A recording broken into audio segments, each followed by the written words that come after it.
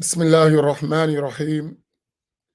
الحمد لله رب العالمين، والصلاة والسلام على رسول الله وعلى آله وصحبه أجمعين. اللهم علمنا ما ينفعنا وانفعنا بما علمتنا وزدنا علما. اللهم لا سهل إلا ما جعلته سهلا، وأنت تجعل الحزن إذا شئت سهلا. سبحانك لا علم لنا إلا ما علمتنا إنك أنت العليم الحكيم. أسأل الله تبارك وتعالى أن يجعل نياتنا خالصة لوجهه الكريم. I praise Allah Tabaraka wa Ta'ala. I ask Allah to raise the status of Sayyidina Muhammad sallallahu alayhi wa sallam, his family, his companions, and all those who follow them in excellence until the day of judgment. And I ask Allah Tabaraka wa Ta'ala to grant us the sincere intentions. I pray that all of you are having a great start to your day. And I pray to Allah Tabaraka wa Ta'ala that Allah grants you an opening on this day, in its beginning, and its middle, and its end. And I pray that you are in the state of lutf and afiyah, gentleness, and well-being in all of your matters.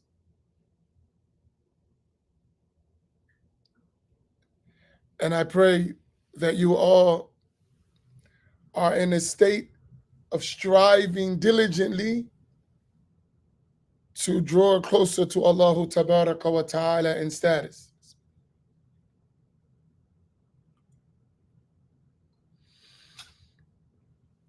I receive several questions and comments about our code 3453. Many people ask me and send questions. Some of us know, some of us are new. And some of us still don't understand what is the purpose of 3453. And I want you to take time, even if you know what 3453 code means, what it stands for, I want you to also understand it as a mission.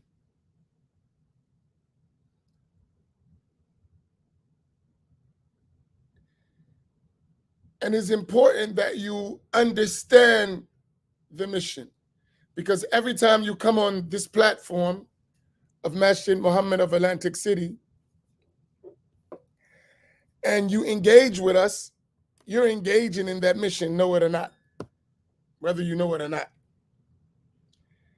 And as the one who Allah subhanahu wa ta'ala put at the head of this mission,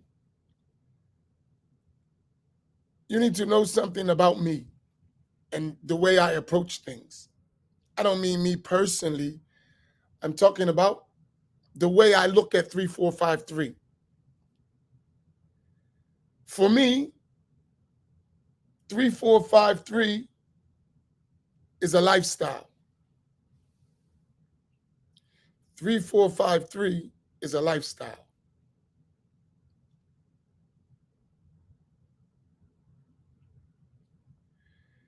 And that lifestyle,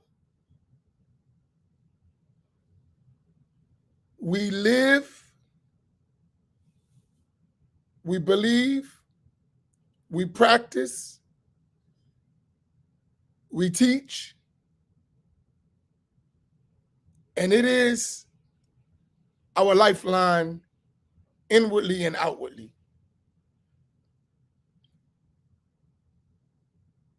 For us, nothing is more valuable than that because it is our religion. And the numbers 3453 were a means of me summarizing the best of my ability to make us understand our religion, our deen of al-Islam. So I put it in these 3 numbers so that we could facilitate reviewing, learning, teaching, calling to Allah, practicing, spiritually embodying the meanings of al-Islam. And those numbers constantly remind us of that. So quickly, the 3 represents the famous hadith of Sayyidina Jibreel alayhi salam, which is known as Hadith Jibreel, when the Prophet sallallahu alayhi wasallam was approached by the angel Jibreel and he asked him several questions, like, tell me about Islam, and tell me about al-Iman, and which is faith, and tell me about al-Ihsan. And those answers that the Prophet ﷺ gave indicated some primary sciences of Islam, which is ilm al-fiqh, represented by al-Islam, indicates the science of jurisprudence, the rules of the religion. Al-Iman represents ilm al-Aqidah, the science of the creed. And al-Ihsan represents ilm al-Tasawwuf, the science of Sufism. Spirituality, excuse me.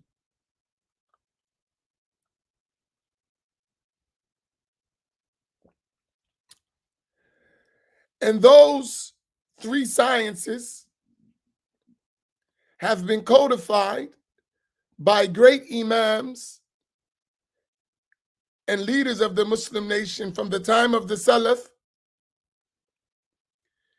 to our day in the form of al-madahib and at-turuq, in the form of schools of thought and spiritual paths. So Ahl-Sunnati wal Jama'ah, Sunni Muslims, traditional Sunni Muslims, in the area of al-fiqh, they are following 4 well-known and recognized schools of thought, 4 madhabs: the Hanafi school, the Maliki school, the Shafi'i school, and the Hanbali school. In the practical rules of the religion, that represent Ahl-Sunnati wal Jama'ah. In Al-Aqidah, which is indicated by Al-Iman in the Hadith, Ahl-Sunnati wal Jama'ah, the traditional Sunni Muslims, are Ash'ari or Maturidi. Ash'ari or Maturidi.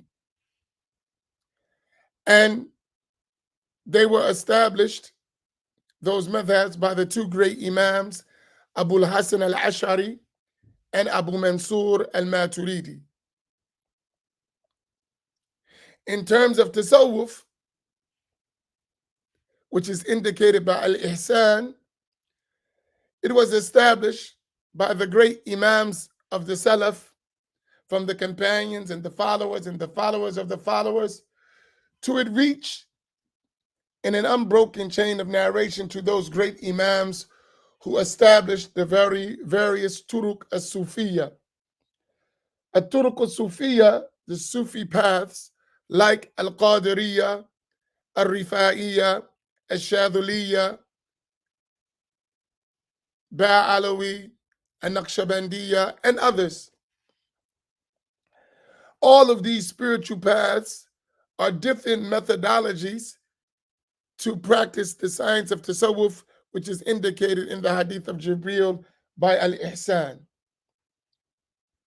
And the Sunni Muslim is the one who combines all three of those elements in their belief and practice. That's a traditional Sunni Muslim. We live in a time where people want peace, want to get along, and there's nothing wrong with that.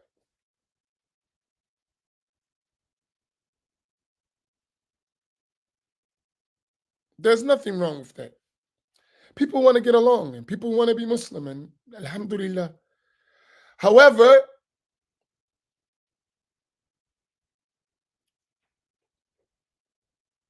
truth is truth and falsehood is falsehood. And the Muslim needs to distinguish between the two. Can you put that up? All of you, inshallah. Truth is truth and falsehood is falsehood, and people need to distinguish between the two. I'll repeat it. Truth is truth and falsehood is falsehood. People need to distinguish between the two.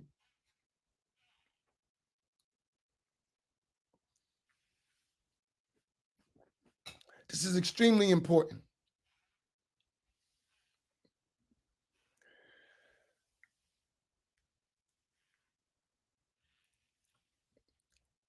And why do I say that?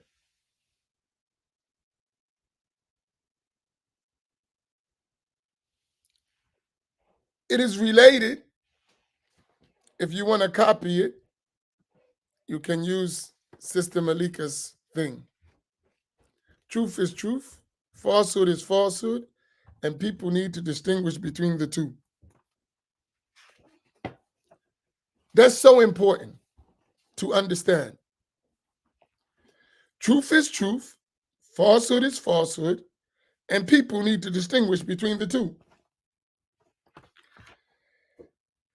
And sometimes when people say, I just want to be Muslim, what I understand from that is because of the difficulty of distinguishing between truth and falsehood, they want to kind of put that subject to the side. Not that they want to follow falsehood, but sometimes explaining and clarifying truth is difficult. It's not easy. You have to go through some stuff. And that's life, right? And we have to get over it. It's life. Everything's not correct, right? Some things are wrong. And you have to identify, and it's an integral part of Islam to correct the falsehood. Our teachers, they related to us some beautiful statements.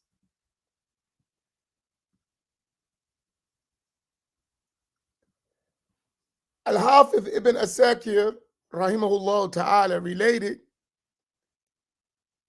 a hadith from the route of Mu'adh ibn Jabal, radiyallahu ta'ala anhu,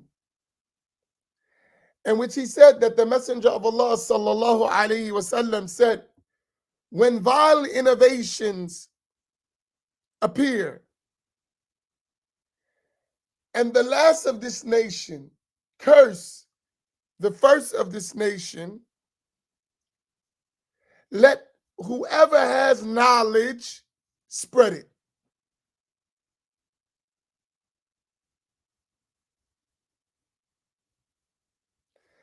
Because the one who conceals the knowledge in that day, in that time, is like the one who concealed what Allah revealed to Muhammad sallallahu alaihi wasallam.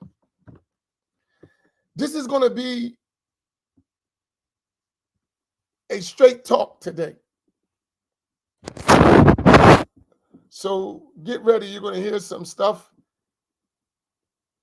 that may shake some people's state of comfort. So the Prophet ﷺ said that innovations, vile innovations, meaning those innovations that contradict the sacred law, they're going to appear. And when they appear, the sign of it, yeah, put on your seatbelt, especially you. No, I'm joking.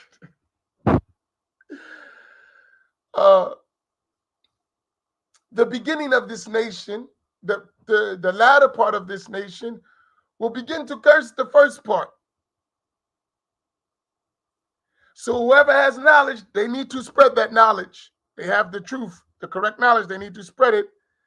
And to conceal that knowledge in that time when all these innovations are spreading is like the one who concealed what Muhammad sallallahu alaihi wasallam, what was revealed to him sallallahu alaihi wasallam.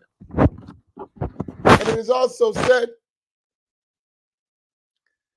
as-sakitu anil haq shaytan akhras, that the one who remains silent about the truth is a tongueless devil.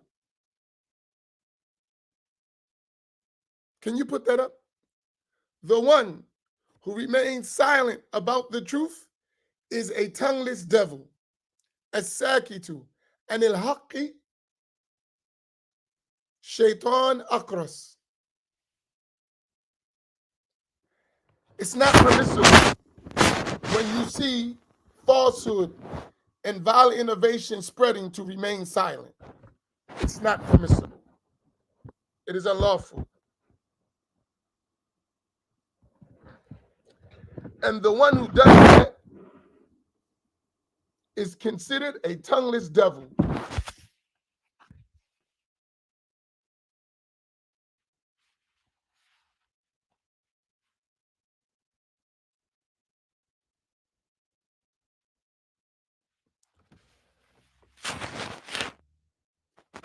It is related by Imam Malik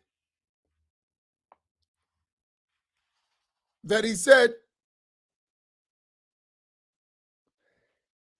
it's not the sunnah to argue with the sunnah.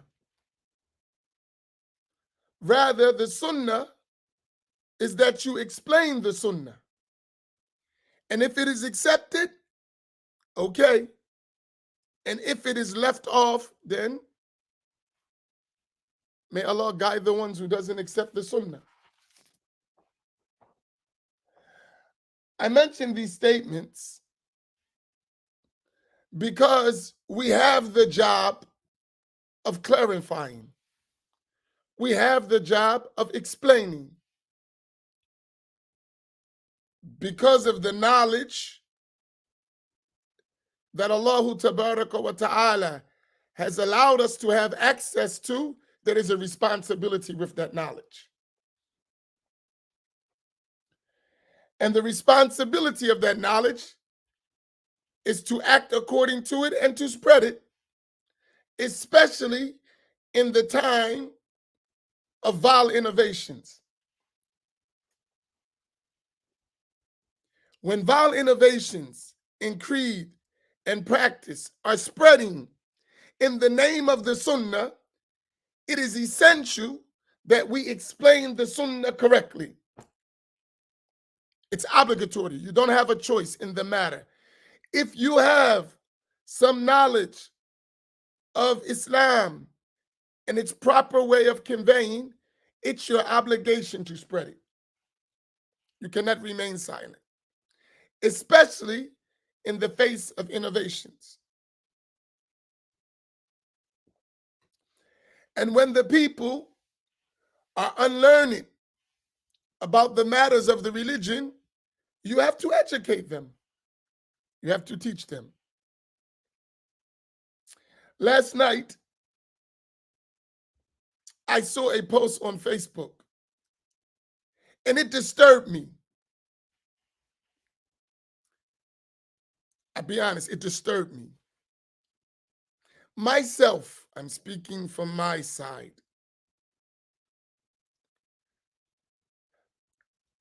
I feel what the Prophet sallallahu alaihi wasallam said, especially in our time, when I see what I saw. The Prophet sallallahu alaihi wasallam said that the strong believer is better than the weak believer. But in both of them are good.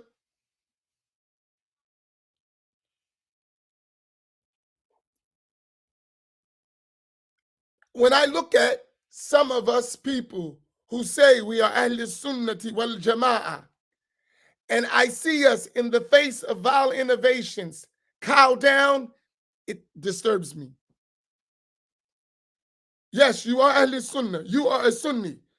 Why are you so submissive to vile innovation? And you know it's vile innovation. That bothers me. That's a weak believer. That doesn't mean there's no good in the person. But stop covering your weakness with blame on the one who stands up for the truth.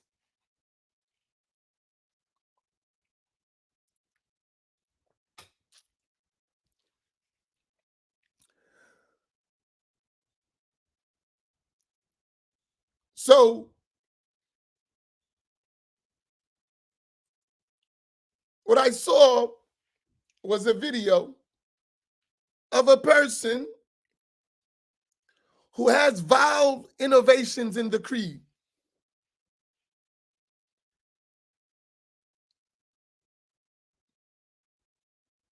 Known vile innovations in the creed. And I see Sunni Muslims sharing these things by sharing that individual without explicitly clarifying their errors. I don't say don't work with people. I don't say that. But don't deceive people by allowing misguidance to pass off as guidance when it's known misguidance without clarifying that. Do y'all understand my point? You know, this person is a person of vile innovation, and they are leaders of that. And you share their videos without clarifying the points that you know are vile innovations that the person who listens to that may fall into. This is dangerous. So I listened to the video. Okay, what is this person talking about? And this person was Wahhabi, and I don't stutter with that. The person was a Wahhabi and a leader of the Wahhabis, especially in the Black community. I don't hesitate. I said it. This person was a Wahhabi and a leader of the Wahhabis in the Black community. That should be known. Don't cover it. Don't act like that's not the case because you're weak. Don't do that. It is what it is. Explain the truth. Make it clear. If people accept, they accept. If they don't, they don't. That person is a Wahhabi. That's what he is. He can call himself whatever he wants. He's a Wahhabi. That's it. Now, how you deal with him is another story, but don't act like that's not the case. Do y'all follow what I'm saying? I'm Ash'ari. Yes. I'm Shafi'i. I follow the Sufi way. That's real. Don't make me something else. That's what I do. I have no problem with it. I'm an Ash'ari, no doubt about it. Inward and outward, I'm Ash'ari. I'm Shafi'i, and I'm Sufi. That's it. That's the methodology.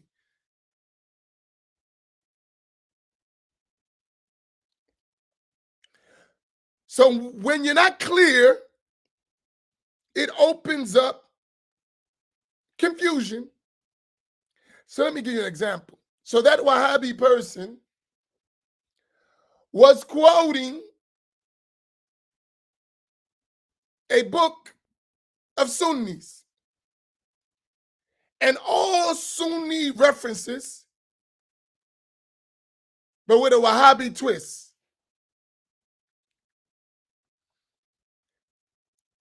And calling people deviant while quoting all the scholars who are the leaders of those deviants in his mind. Meaning, considering the Ash'aris as deviant, and he said it, while quoting as evidence the Ash'aris, using their books, using their references, but never tell the people that all these people are quoting would make me sound like I'm knowledgeable are all Ash'aris. Very deceitful.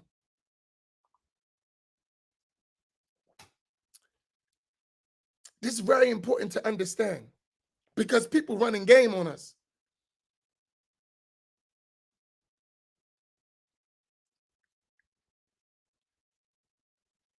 Conveying the opposite while directly considering Ahl Sunnah as deviant, but using all of their scholars for your references without clarifying that, without saying, do you know, I'm quoting Imam Nawawi, but you know Imam Nawawi was an Ash'ari. I'm quoting so-and-so, but you know so-and-so was an Ash'ari. I'm quoting so-and-so, but you know so-and-so was an Ash'ari. They will never mention it. They would have you believing that those scholars they're quoting were on the same methodology as the one who's quoting them. And that's not true at all.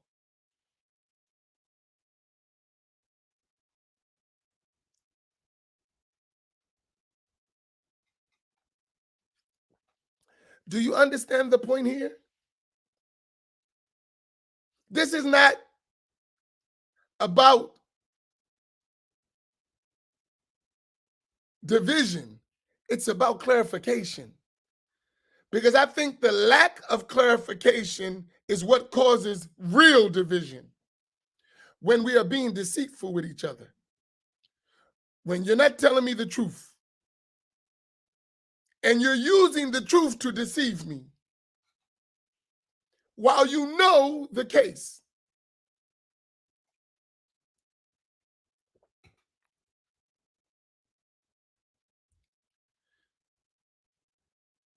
So the 3453 is extremely clear. And that 3 represent our path. And we need to be clear about that. That doesn't mean you got to be enemies to every other person. It means you're just clear. You know your religious understanding. You understand it, you can articulate it, you know it. That's it. And you can distinguish between truth and falsehood. Is this point clear? If anyone doesn't understand what I'm saying, please ask. It's very important. If no one else understands, I need you to understand. You attend the classes. I don't want you to confuse what I'm saying. So if you don't understand, if you have a question about what I just said, please ask. Feel free. I'm not going to attack you. Really, I want you to understand. So feel free, right? Don't think if I say something, Imam Amin is going to come. No, I'm not. I want to make sure you understand. And that's all I'm interested in. What you do with your understanding is another story, but I want you to understand.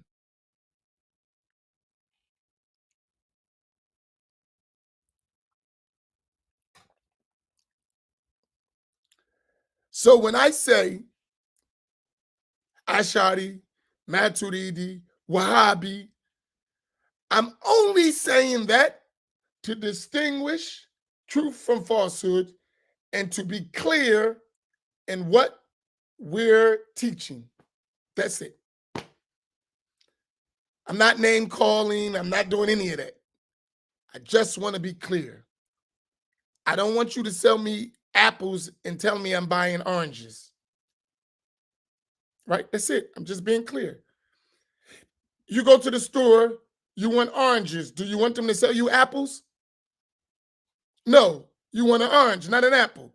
So if someone tells you an apple is an orange and tries to sell you that, you're going to correct them, aren't you?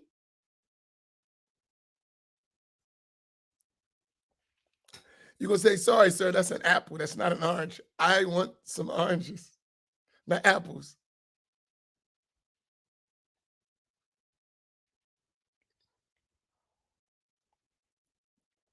So we need to be clear. Because let me tell you something. I've never seen it not work. When somebody say, can't we just be Muslim? I'm just Muslim. You know what that always means? I'm just Wahhabi in default mode. They don't realize that's what they're saying. I'm just Wahhabi in default mode because that's the default setting, unfortunately, in our environment.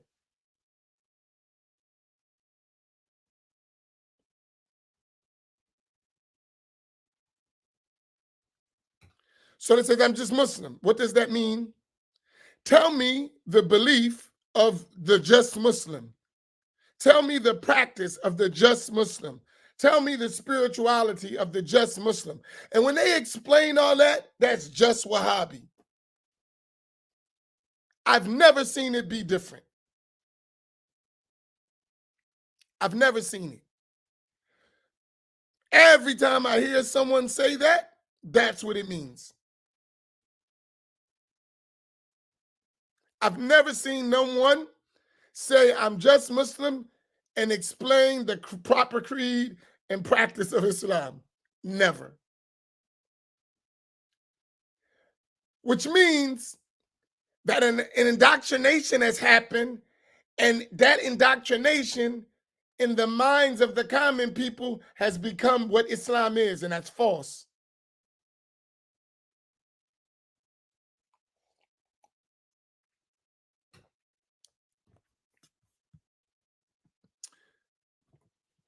Do y'all understand?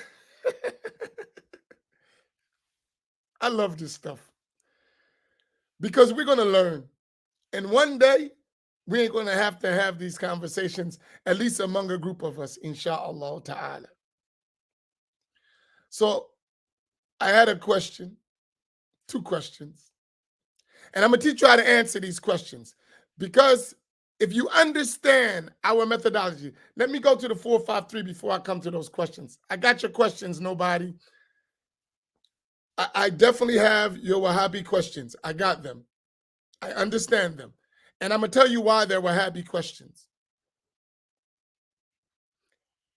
Even if these questions, they're only questions that are asked by Wahhabis. So don't feel bad. Since you asked the question, I'll answer it, and I'll identify the type of question you ask. So I'm coming to that.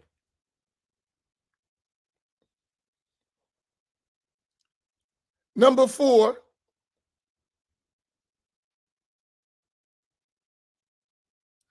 represents the book of Imam al-Ghazali, Ihya Ulumuddin, which puts the Islamic sciences basically into four categories.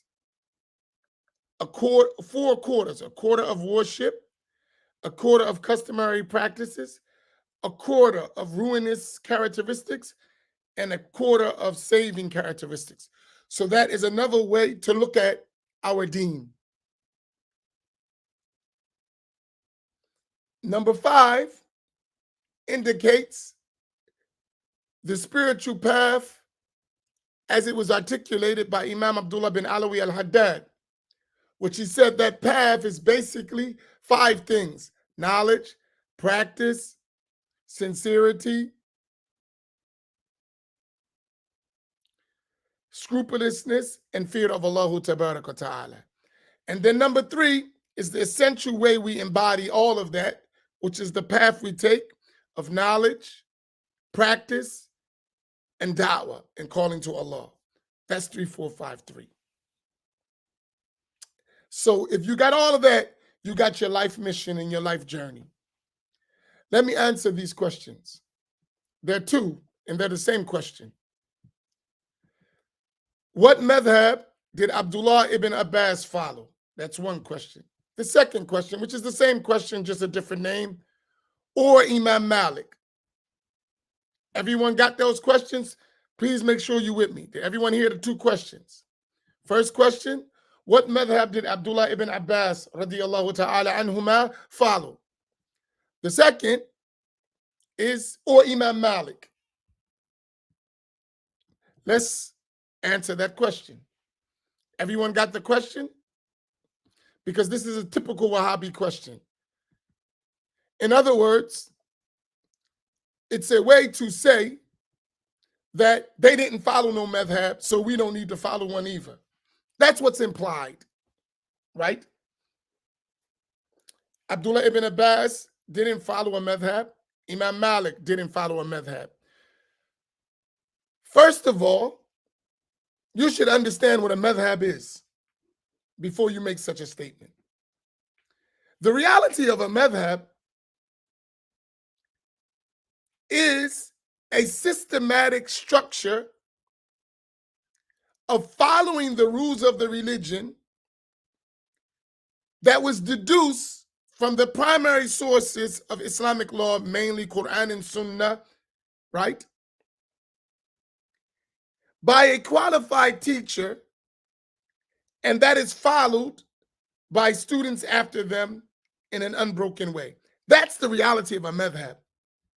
In other words, you find someone who is qualified to look at the primary sources and deduce legal rulings from them.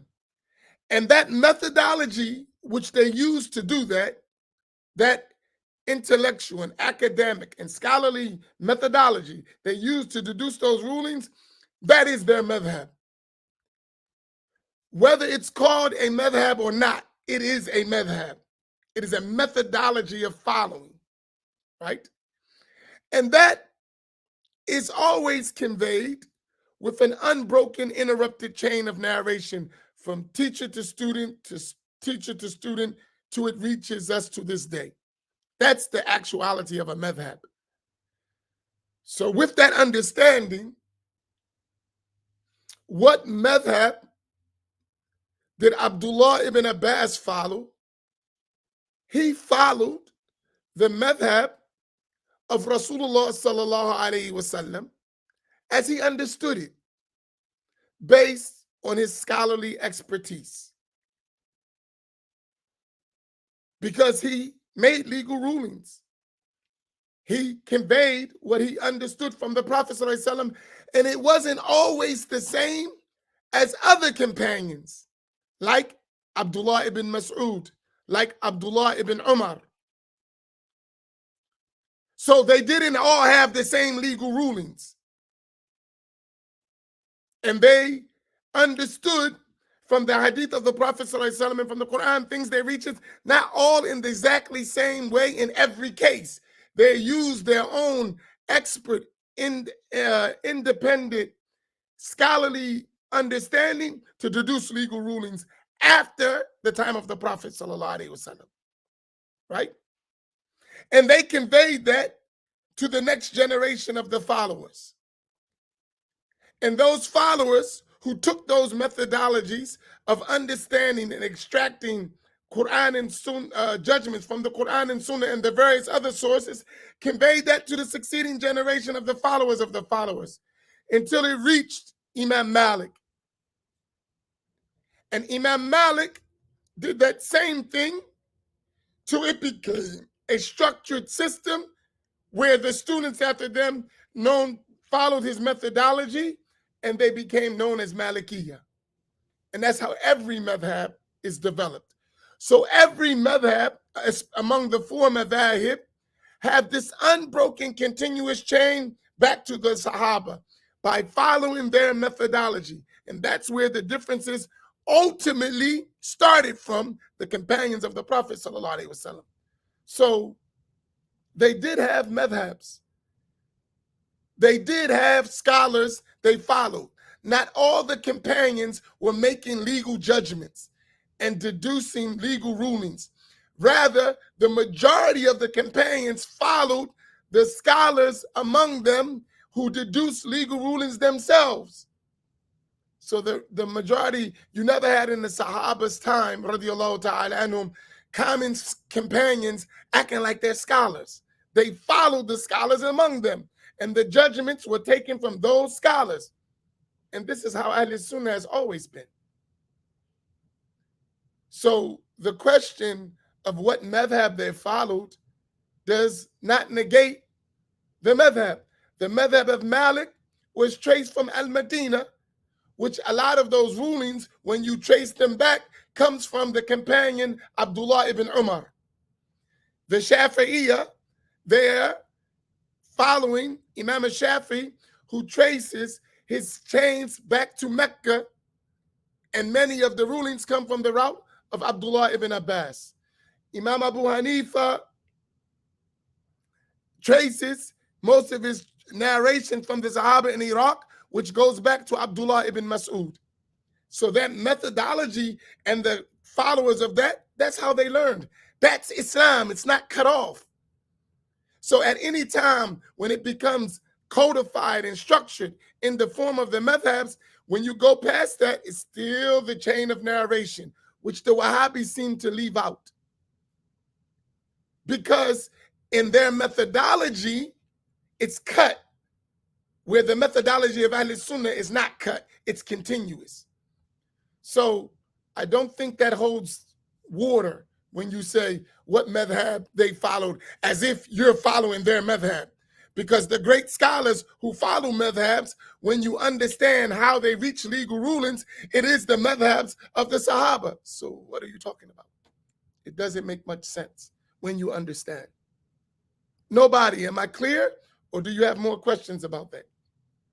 That's a summary. I could go in detail. That's a summary of what we're talking about. So the false insinuation that if you follow a madhab, you're differing from Imam Malik or from the followers or the companions is a totally false claim. Because all of the legal rulings of those great imams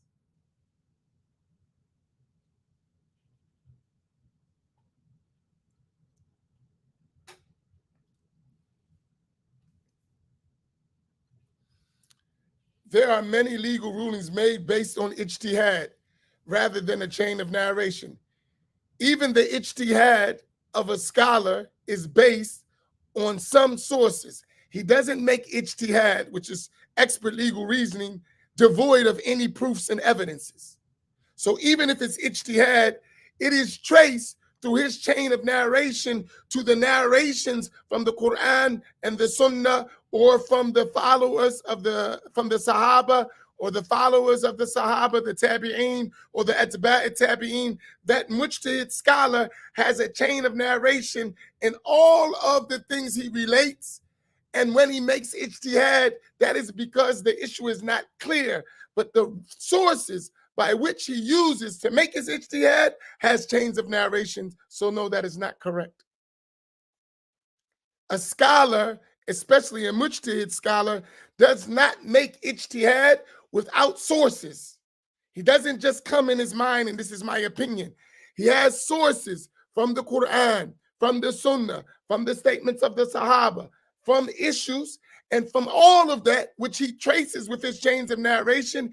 He is looking at a given ruling that is not explicit, and he uses all that and various other tools for the mujtahid scholar to deduce legal rulings. So he never does nothing without a chain of narration. He doesn't just come up out of his mind with a ruling. That's false. That's a mistake. That's someone who doesn't understand how ijtihad works, let alone how to apply it.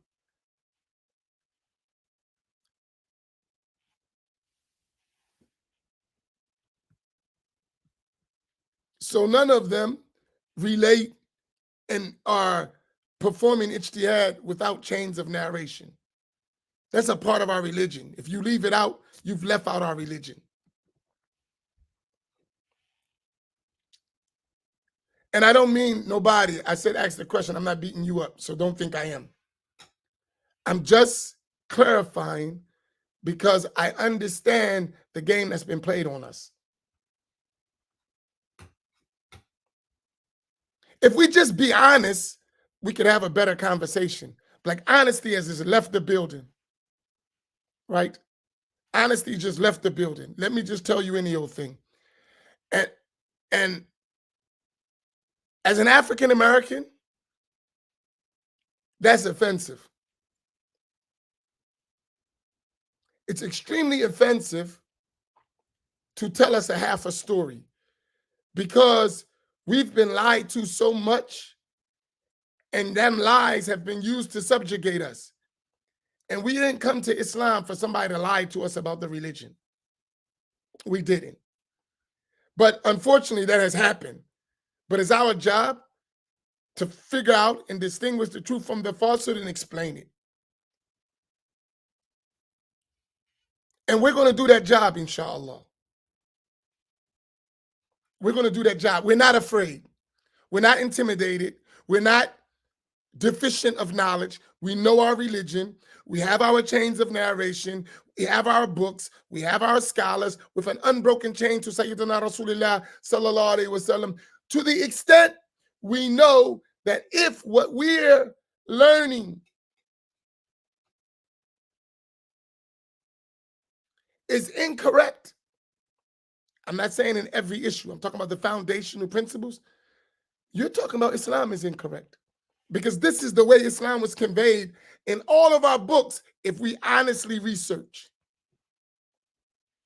This is our religion, outwardly and inwardly. And the one who alters that should be censored.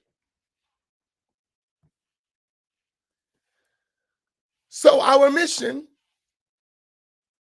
is to convey Islam as it has reached us, both historically and globally. And there is enough room within our established Sunni structure for differences of opinion that are valid differences of opinion. And we should distinguish between a valid difference of opinion and an invalid difference of opinion. Let's put that up. We must distinguish between a valid difference of opinion and an invalid difference of opinion, and it has nothing to do with your sentiments and emotion.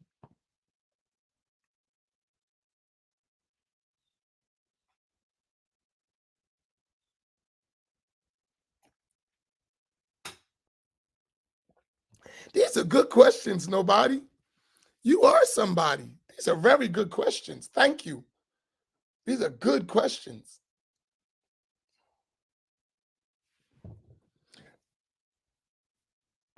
Nobody, where are you located before I answer your questions? I don't like to hide. Who are you, nobody? I'm quite sure your parents didn't name you nobody. Where you live and what's your name? Because Islamically, we can't accept nobody. Nobody is not valid. You have to be someone for us to narrate from you. I learned from nobody. That don't work. Not in Islam. You from DC. What's your name, nobody?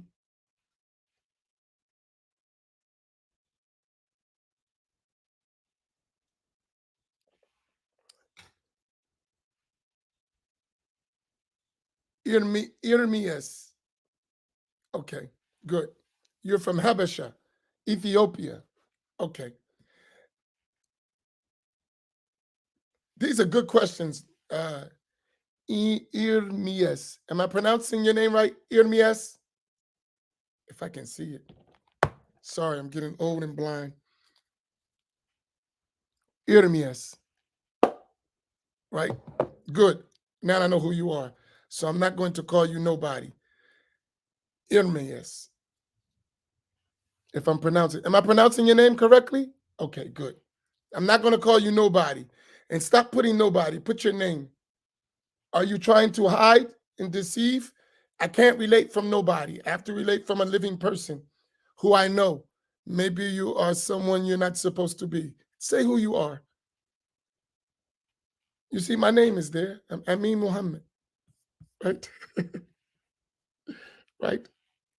Islamically, you need to know who you narrate from. You can't have a person who's mastur, hidden, not valid. We can't know his uprightness or his truthfulness or his accuracy because we don't even know who he is. All right. So how do you reconcile when two mujtahid scholars make contradictory rulings? Can two rulings be read at the same time? All right. Whenever you have, I'm going to make it easy for you. Legal rulings that are not by scholarly consensus, which are the consensus of the mujtahid scholars, that means the exact, precise understanding is not well known. Therefore, the mujtahid scholar has to use the academic tools to deduce and try to come up with the correct answer to a ruling that can bear more than one possibility, right? So in such a case, one mujtahid may look at it from one light with skilled, qualified expertise, and another will look at it from another light because it's not explicit and it can bear the possibility of more than one answer. Based on their skill sets, they're going to deduce the legal ruling, and that's how they'll come up with two rulings. One of those rulings is correct. However, it's not clear, so following qualified legal scholarship in all of that is acceptable. Sometimes that difference is because of the proof, the evidence that's used, even from the Quran, may bear the possibility of more than one interpretation just by the nature of the language. Sometimes it takes into consideration other factors, like the authenticity of the hadith, where one scholar may deem it authentic and another may not, based on certain factors. All of those things are reasons why we have difference of opinion, and many, many more. In such a way, it's not blameworthy. Now, if you said that there's an explicit text that can only bear one meaning, then in this case, you're going to have consensus. You're not going to have difference of opinion. Differences of opinion only come in when the text that has reached us bears the possibility of having more than one possible understanding. Is that clear? I'm summarizing something that requires a lot of detailed examples. But I summarize so you can get the point. Do you follow? No, now I forgot your name already, how to pronounce it.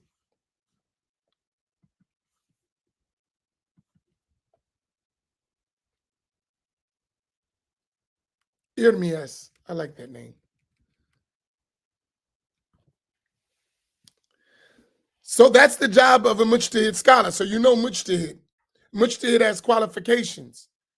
We are not mujtahidun. We're not mujtahids. That's those big scholars. And they understand all those things, and that's what their work is.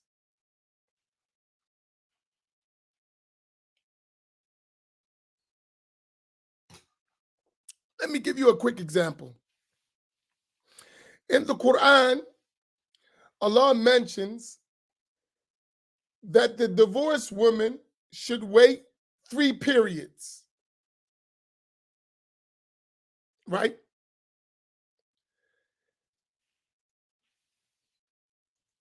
The term in Arabic used for periods can bear one of two meanings. It can bear the meaning of the actual menstrual cycle, and it can bear the meaning of the period of purity between menstrual cycles. Just one word, right? And therefore, the scholars differ in that because of the one word. In the Quran, in the Arabic language, that word bears different meanings. And then other things that support that understanding. So hence they differ. Whereas they never differ about 3, because 3 periods, 3, they all say 3.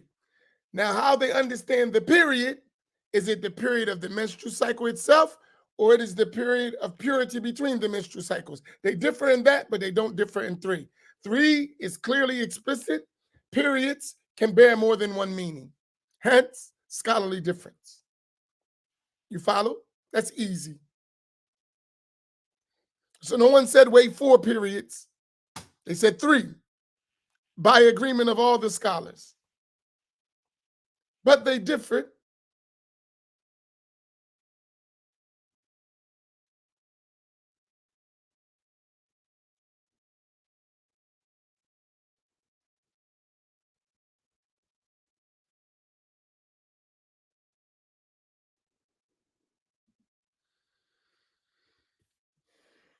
The other question,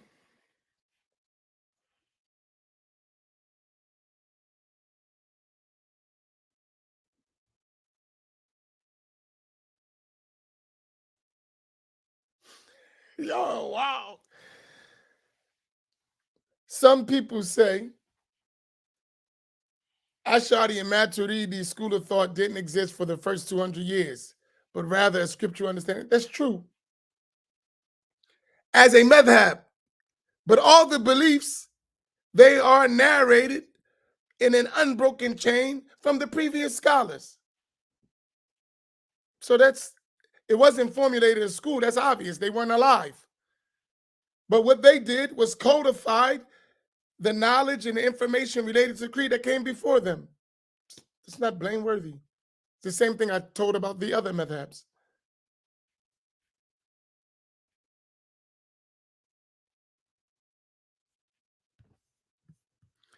This is way beyond the scope of what we're talking about, right? Do you understand how there are scholarly differences? You don't need to point every single case because every single case is detailed, right? So you're talking about riba and darul kufr. You got to know what riba is, what is darul kufr, what are the conditions. That's the mujtahid. This is not even the point we're talking about. It has nothing to do with what we're talking about. We're talking about how legal rulings are derived and why there's difference of opinion. Not every single difference of opinion that you don't understand. It's 2 different things. Do you follow? Don't mix apples and oranges. We're talking about one thing and you're branching to something that has nothing to do with what we're talking about, if you understand what I mean. So you're taking a giving ruling that you're quoting improperly anyway, right? You don't understand because that's not true the way you quoted it in the Hanafi school. and you're moving it to an understanding of riba is a major sin, but you haven't defined what is riba. In your mind, riba may be just interest. What type of riba? And what are the conditions and the integrals to make that thing considered riba? Do you know all that? Or you just got in your mind interest is haram? And what is interest according to the schools, according to the madhahib? Do they all agree in the same case? All of that needs to be taken into consideration while we're playing fake mujtahid. If you understand my point, you understand. I'm being straightforward because what we think we equal to Abu Hanifa and Malik and Shafi and Ahmed, and we're deluded. We're not even equal to their least student in knowledge and understanding. The least of their students, we're not equal to them, let alone them.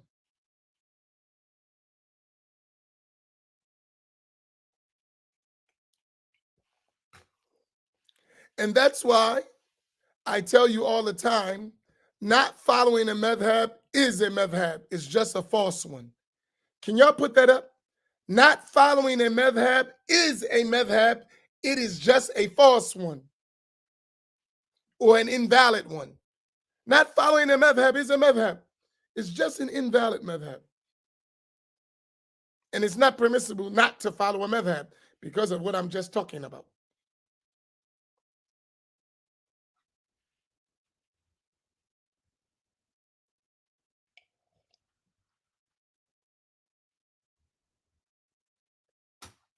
All right.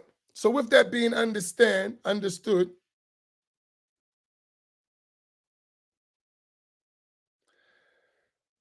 this I wanted to clarify because it was based on some conversations I had. People think that we should be quiet because we're too explicit in our methodology. But let me tell you why I'm like that. The other imams can speak for themselves. For me, I seen what not being explicit has done for my people and others too, but I'm speaking specifically about my own people. The Black community has suffered from false information about Islam far too long. And it has devastated our community to the point we don't even know our Islam except in a surface manner because they took all the Islamic sciences away from us and told us just follow Quran and Sunnah with no guidelines. So it is common among us that everyone think he's a lawyer. And what do I mean by a lawyer? A jurist. That everyone thinks that he can open the Quran and Sunnah and deduce legal rulings, which is insanity. And I say that with all capital letters. They got us believing that every one of us can go to the Quran and Sunnah and deduce legal rulings, which is insanity. They've made us all crazy to believe that. And that's why you have a common person who's never studied challenging scholars, the greatest of scholars.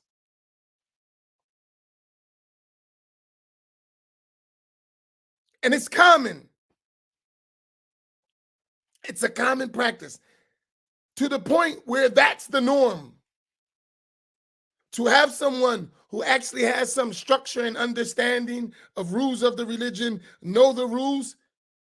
You know, most of us don't know how to pray. Do you realize that? No, serious. Do y'all realize that most of us don't know how to pray? You should understand what I mean by that.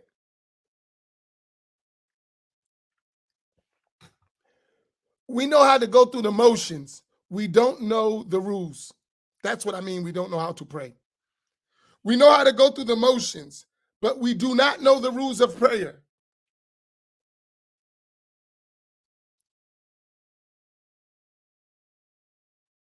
And that's normal. The average person you're going to read doesn't know the rules of prayer, never even learned them, don't even know they exist, don't even know there's a such thing as rules. What do I mean? Let me help you. Prayer has shurut, conditions, arkan,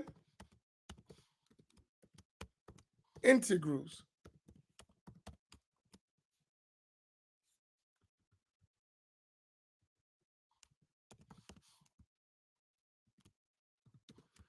And mubtilat.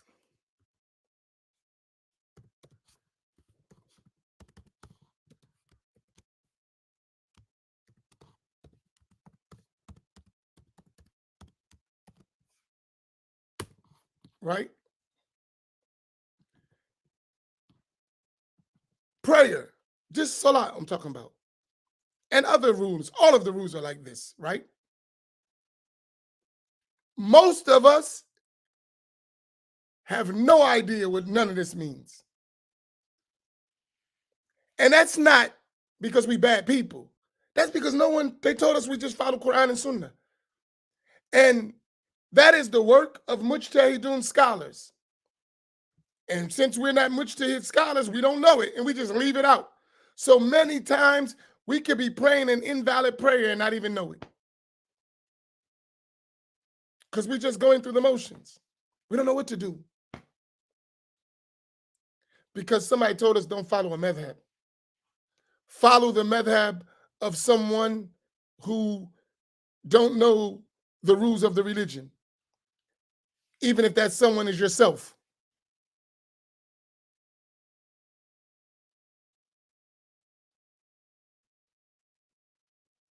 Do you understand what I mean? What are things that must be met before the prayer can begin in a valid manner? What are the parts of the prayer that if you leave out, the prayer becomes invalid? What are the invalidators of the prayer? This stuff not even a discussion. Just make it up as you go along. Because someone told you, follow Quran and Sunnah. And you don't have the ability. You don't even know the Sunnah to follow it. Enough of it. I mean, we have to change that reality in our community. So we can't afford to be like, it's all good. No, it ain't all good. No, we have to fix it. We have to learn. To learning becomes normal. Not being unlearned about the rules of the religion is normal. Learning is normal. Especially our personal obligations.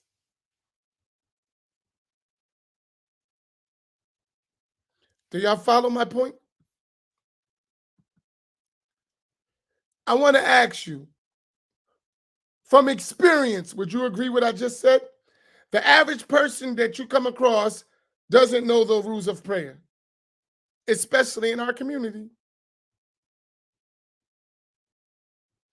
This is true. I'm not making it up. So that means someone did a number on us. We got to fix it.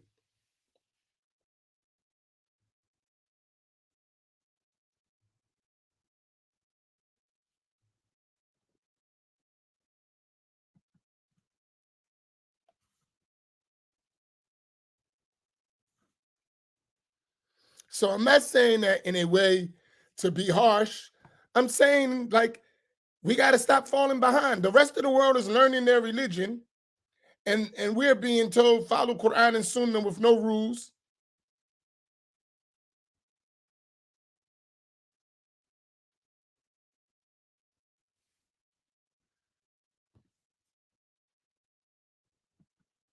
That's not working. We got to fix it. We have to fix it. We may have been praying, may Allah help us. I hope our prayers were valid, even if we didn't know it. But now we know we got to do better. We have to fix it. It should be normal that a person knows the rules of prayer. He's praying. He wants his prayer to be valid. He needs to learn.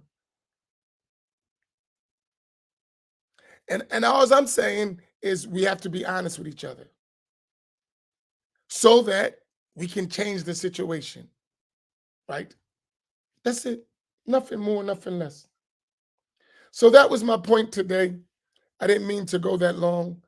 I had some things I wanted to discuss, but I think what I discuss is more important.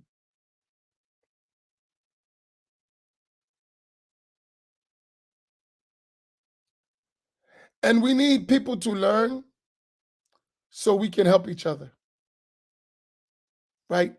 We have to get beyond slogans and titles till we actually know what we're doing.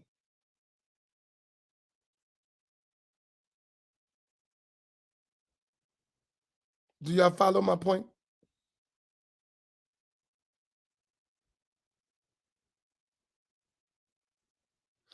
I'm telling you, people running game on us.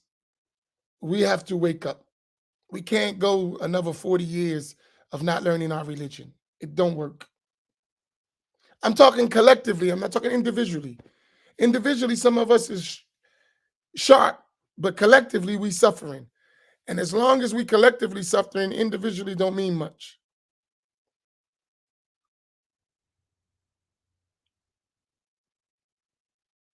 We have to do better. Learning has to become a priority. Proper learning. That don't mean you're going to be a scholar. Allah makes some of us scholars. But at least we need to know what we're doing so we don't hurt ourselves. And with that, I'll stop.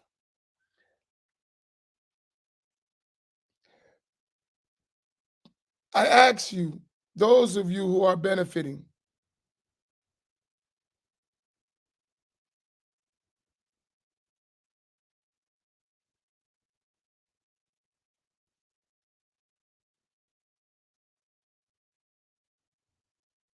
I need your help.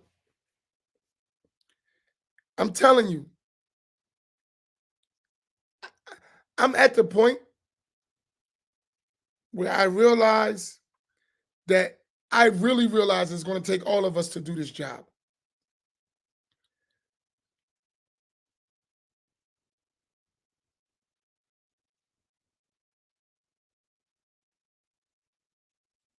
Right?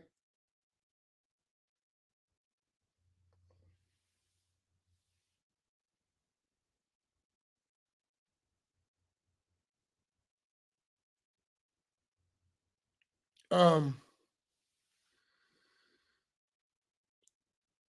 we need our own teachers. Seriously. In the Black community, we need well-trained African American teachers who understand our Sunni tradition well and are not afraid to convey it as it is. And we need to do everything we can do to facilitate that.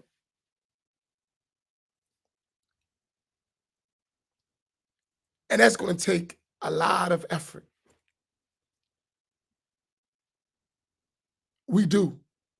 And we need to cooperate with non-African Americans who have access to things we don't so that we can get that job done. But the Prophet ﷺ used to send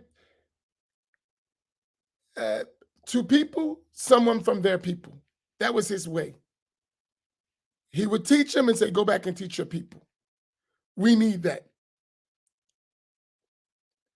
Too many of us are default Wahhabis or Sunnis that are afraid to tell the truth. And both are bad. Some worse than others, but both are bad.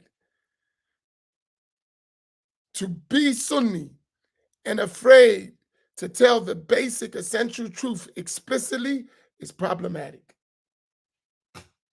Because we're not going to learn. You should have a bunch of people talking like me. They don't have to sound the same way like me. But it's enough of us who've learned that we need to get busy in teaching. We need to stop being afraid. Stop being intimidated. Stop feeling inferior. We're in a crisis. We have to speak out. And as you learn, emphasize as you learn, you need to convey.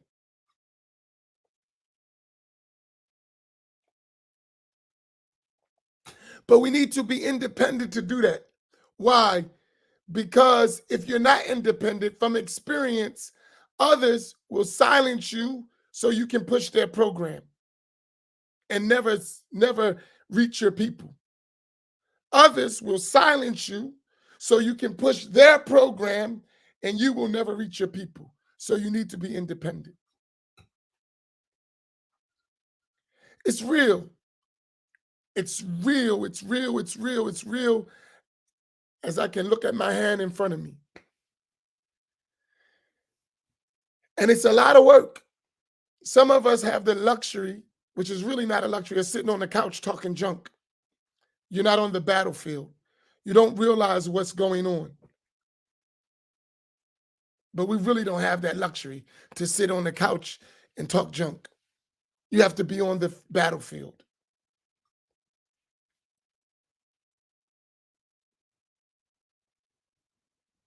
May Allah make it easy. I'll stop there if there's no other questions.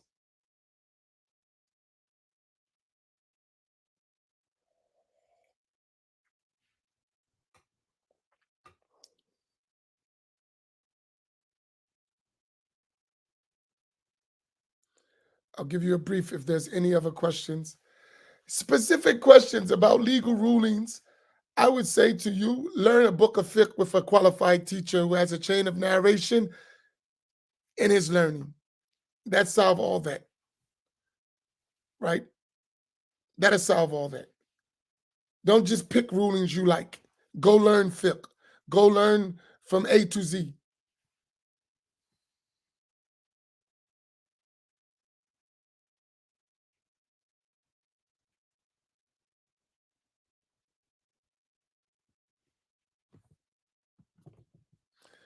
There are 100 books of tafsir by Maturidi scholars. Hundreds.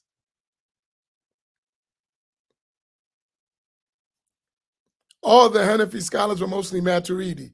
So all the Hanafi scholars who wrote in tafsir, their books reflect Maturidi Aqidah.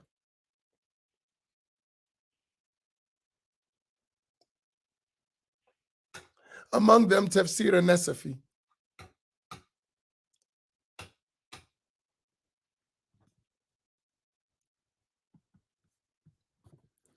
So all of them were Maturidi. So all the Hanafi scholars who wrote in Tafsir, they were Maturidi.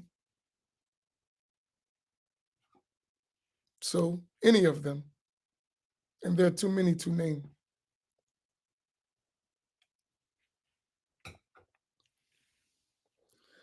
Allahu Akbar. Okay, there's no other questions. We'll stop here for today. Am I clear?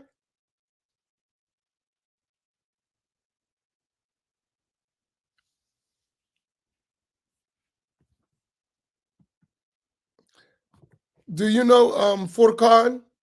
Nobody? I mean, Erythius. Do you know Furqan? He's in DC.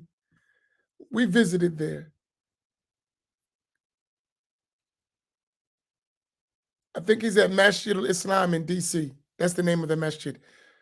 Go see him and he'll connect you to me. That way you will be known. So there's a brother named Furqan at Masjid al-Islam in DC. Masjid al-Islam. Go see him. He'll connect you to me.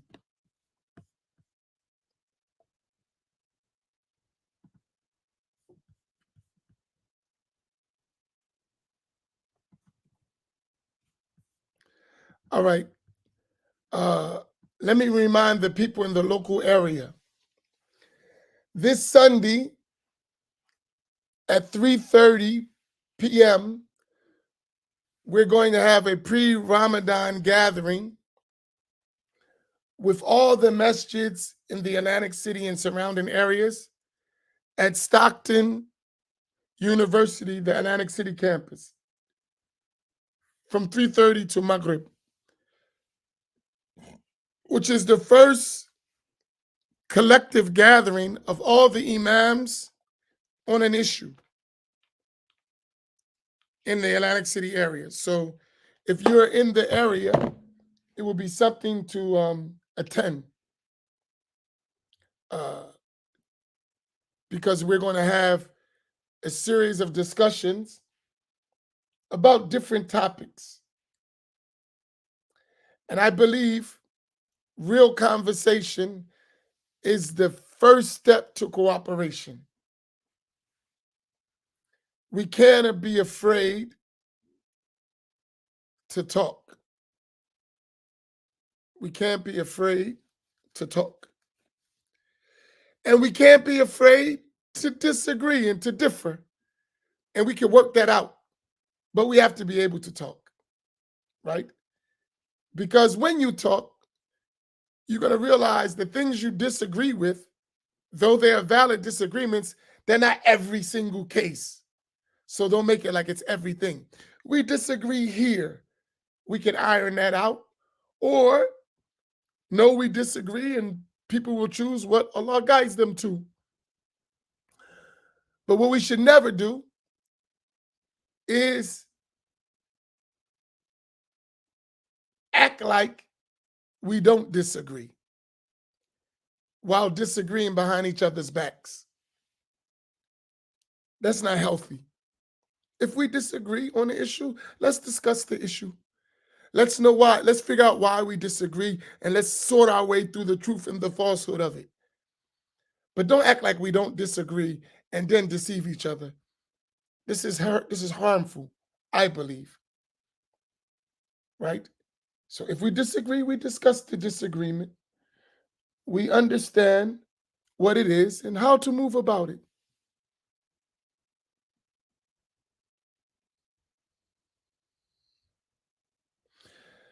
So we'll see you, some of you, Sunday at 3:30 at Stockton University.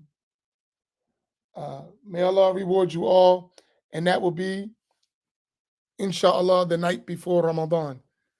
So it will be a good start. Barakallahu bikum wa sallallahu ala Sayyidina Muhammad wa ala alihi wa sahbihi ajma'in. Assalamu alaikum wa rahmatullah.